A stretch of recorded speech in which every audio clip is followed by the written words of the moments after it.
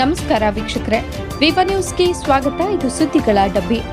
ದಶಕಗಳ ಹಿಂದೆ ಹೋಮ ಹವನ ಧೂಪದ ವಾಸನೆಯಲ್ಲಿ ತುಂಬಿದ್ದ ಕನ್ನಡ ಸಾಹಿತ್ಯ ಲೋಕದಲ್ಲಿ ಕುವೆಂಪು ಅವರ ಬರಹಗಳು ಬಾಡು ಬಳ್ಳಿಗಳ ವಾಸನೆ ಸುರಿದಾಡುವಂತೆ ಮಾಡಿದೆ ಎಂದು ಸಂಸ್ಕೃತಿ ಚಿಂತಕ ಬರಹಗಾರ ಜಯಪ್ರಕಾಶ್ ತಿಳಿಸಿದರು.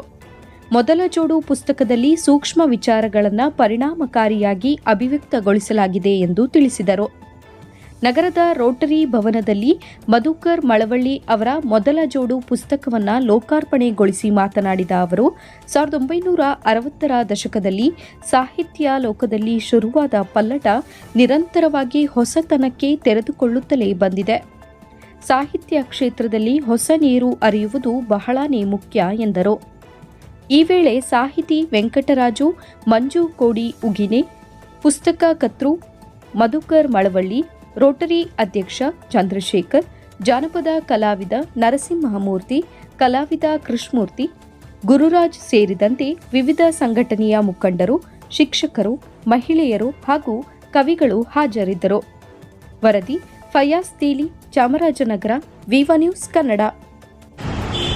ಯಾರ ಕೈಗಳು ಮಣ್ಣಿಂದ ಮಲಿನಾಗಿದ್ವೋ, ಯಾರ ಕಾಲುಗಳು ಬರಿಗಾಲಲ್ಲಿ ಓಡಾಡಿದ್ವೋ, ಅಂತಹವರ ಅನುಭವವು, ಅಂತಹವರ ಪ್ರೇಮವು, ಅಂತಹವರ ಪುತ್ರಿಯು, ಅಂತಹವರ ವೈಶಿಷ್ಟ್ಯವೂ ಕೂಡ ಕನ್ನಡ ಸಾಹಿತ್ಯದಲ್ಲಿ ಮೊದಲ ಬಾರಿಗೆ ಅಲ್ಲಿ ಕಾಣಿಸಿದೆ.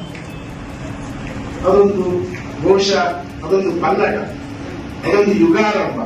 ಅಲ್ಲಿಂದ ಶುರುವಾಗಿತ್ತು. 1965-67ರ ಮನೆಗಳಲ್ಲಿ ಅಲ್ಲಿಂದ ಶುರುವಾಯಿತು.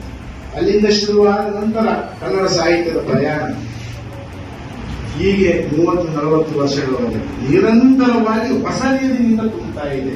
ಇದನ್ನು ನಾನು ಸ್ವಾಗತ.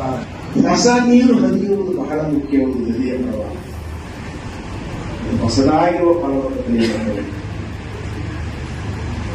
ಬಂದ ಲೋಕದ ಎಲ್ಲ ಸತ್ವವನ್ನು ಅಲ್ಲಿಗೆ ತಂದು ಹರಡಿದ್ದಾರೆ.